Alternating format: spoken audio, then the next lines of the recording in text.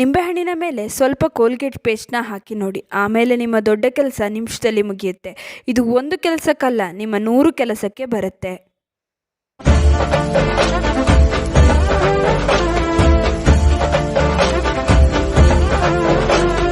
ನಮಸ್ತೆ, ವಿಭಿನ್ನ ಸಲಹೆಗಳು ಚಾನಲ್ಗೆ ಸ್ವಾಗತ. ಇವತ್ತು ನಿಮಗೆ ನಿಂಬೆಹಣ್ಣಿಗೆ ಕೋಲ್ಗೇಟ್ ಪೇಸ್ಟ್ನ ಹಾಕಿ ಯಾವ ರೀತಿ ನಾವು ಕ್ಲೀನಿಂಗ್ ಕೆಲಸಗಳನ್ನ ಮುಗಿಸ್ಕೊಳ್ಬೋದು ಅಂತ ತಿಳಿಸ್ಕೊಡ್ತೀನಿ. ಅರ್ಧ ಹೋಳು ನಿಂಬೆಹಣ್ಣು ಚೂರೇ ಚೂರು ಪೇಸ್ಟ್ ಸಾಕು.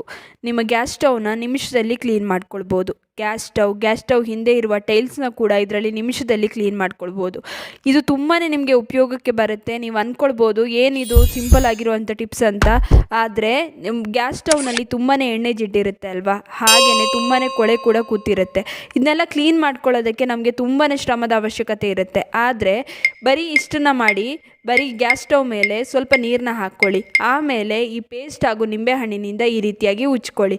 ಉಜ್ಜಿ ಸುಮಾರು 10 ರಿಂದ 15 ನಿಮಿಷ ಹಾಗೆ ಬಿಟ್ಬಿಡಿ. ಗ್ಯಾಸ್ ಸ್ಟವ್ನಲ್ಲಿ ಒಳ್ಳೆ ಶೈನಿಂಗ್ ಕೂಡ ಬರುತ್ತೆ ಇದರಿಂದ. ಹಾಗೆಯೇ ಎಣ್ಣೆ ಜಿಡ್ಡೆಲ್ಲ ಇರುತ್ತಲ್ಲ, ನೀಟಾಗಿ ಕ್ಲೀನ್ ಆಗುತ್ತೆ. ಇನ್ನು ಗ್ಯಾಸ್ ಹಿಂದೆ ಇರುವಂಥ ಟೈಲ್ಸಲ್ಲೂ ಅಷ್ಟೇ, ಹಾಗೆ ಸ್ವಿಚ್ ಬೋರ್ಡ್ಗಳಲ್ಲೆಲ್ಲ ಎಣ್ಣೆ ಜಿಡ್ಡು ಕೂತಿರುತ್ತಲ್ಲ, ಅದಕ್ಕೂ ಕೂಡ ಈ ನಿಂಬೆಹಣ್ಣಿನಿಂದ ಉಜ್ಜಿದ್ರೆ ಸಾಕು, ತುಂಬಾ ಚೆನ್ನಾಗಿ ಕ್ಲೀನ್ ಆಗುತ್ತೆ. ಇದನ್ನು ಕೂಡ ಹಾಗೇ ಸ್ವಲ್ಪ ಹೊತ್ತು ಉಜ್ಜಿ ಹಾಗೇ ಬಿಟ್ಬಿಡಿ. ಆಮೇಲೆ ನಾವು ಒಂದು ಸ್ಕ್ರಬ್ಬರ್ನ ತಗೊಂಡು ಅದಕ್ಕೆ ಸ್ವಲ್ಪ ವಿಮ್ ಲಿಕ್ವಿಡ್ ಅಥವಾ ವಿಮ್ ಸೋಪ್ನ ಏನಾದರೂ ಹಾಕ್ಕೊಳ್ಳಿ. ಆಮೇಲೆ ಅದರಿಂದ ಸ್ವಲ್ಪನೇ ಉಜ್ಜಿದ್ರೆ ಸಾಕು. ನೋಡಿ, ನಾನು ಜಾಸ್ತಿ ಏನು ಉಜ್ತಾ ಇಲ್ಲ, ಆಲ್ರೆಡಿ ಕ್ಲೀನ್ ಆಗಿರುತ್ತೆ. ಅದರಲ್ಲಿ ನೀವು ಸೋಪಿಂದ ಕ್ಲೀನ್ ಮಾಡೋದ್ರಿಂದ ಇನ್ನೂ ಚೆನ್ನಾಗಿ ಕ್ಲೀನ್ ಆಗುತ್ತೆ ಅಂತ ಅಷ್ಟೇ. ಹಬ್ಬದ ಸಮಯದಲ್ಲೆಲ್ಲ ನಾವು ಒಮ್ಮೆಲೆ ಕ್ಲೀನ್ ಮಾಡೋದಕ್ಕೆ ಹೋಗ್ತೀವಿ, ಆವಾಗ ತುಂಬಾ ಕಷ್ಟ ಆಗುತ್ತೆ. ಅದರ ಬದಲು ನೋಡಿ, ಈ ರೀತಿ ಅವಾಗವಾಗ ನಾವು ಕ್ಲೀನ್ ಮಾಡ್ತಾನೆ ಇದ್ದರೆ ನೀಟಾಗೂ ಇರುತ್ತೆ. ನಮಗೆ ಹಬ್ಬದ ಸಮಯದಲ್ಲೆಲ್ಲ ಜಾಸ್ತಿ ಕ್ಲೀನ್ ಮಾಡ್ಕೊಳ್ಳೋ ಅಂಥ ಅವಶ್ಯಕತೆ ಇರೋದಿಲ್ಲ. ಮತ್ತು ಒಂದು ಬಟ್ಟೆನ ತೊಗೊಂಡು ನೀಟಾಗಿ ಒರೆಸ್ಕೊಳ್ಳಿ. ಈ ರೀತಿ ಮಾಡೋದ್ರಿಂದ ನೋಡಿ ಎಷ್ಟು ಒಳ್ಳೆ ಶೈನಿಂಗ್ ಬಂದಿದೆ ಅಂತ ಗ್ಯಾಸ್ ಸ್ಟವ್ ಮೇಲೆ ನೀವೇ ನೋಡ್ಬೋದು. ಯಾಕಂದರೆ ಕೋಲ್ಗೇಟ್ ಪೇಸ್ಟ್ನ ಹಾಕಿರ್ತೀವಲ್ಲ, ಪೇಸ್ಟಿಂದ ಒಳ್ಳೆ ಶೈನಿಂಗ್ ಬರುತ್ತೆ.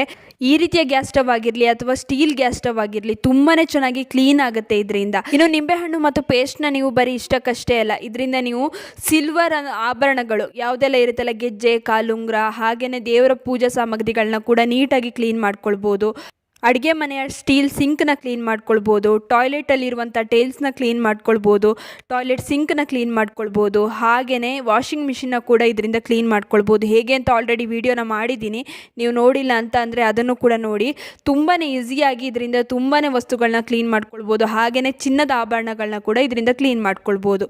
ಇನ್ನು ಈ ವಿಡಿಯೋ ಇಷ್ಟವಾಗಿದ್ದರೆ ಲೈಕ್ ಮಾಡಿ, ಶೇರ್ ಮಾಡಿ, ನಿಮ್ಮ ಅನಿಸಿಕೆ ಅಭಿಪ್ರಾಯಗಳನ್ನು ಕಮೆಂಟ್ ಸೆಕ್ಷನಲ್ಲಿ ತಿಳಿಸಿ. ನೀವಿನ್ನೂ ವಿಭಿನ್ನ ಸಲಹೆಗಳು ಚಾನಲನ್ನು ಸಬ್ಸ್ಕ್ರೈಬ್ ಮಾಡ್ಕೊಂಡಿಲ್ಲ ಅಂದರೆ ದಯವಿಟ್ಟು ನಮ್ಮ ಚಾನಲನ್ನು ಸಬ್ಸ್ಕ್ರೈಬ್ ಮಾಡ್ಕೊಳ್ಳಿ. ಹಾಗೆ ಪಕ್ಕದಲ್ಲೇ ಇರುವ ಬೆಲ್ ಬಟನನ್ನು ಕ್ಲಿಕ್ ಮಾಡಿ. ಧನ್ಯವಾದಗಳು.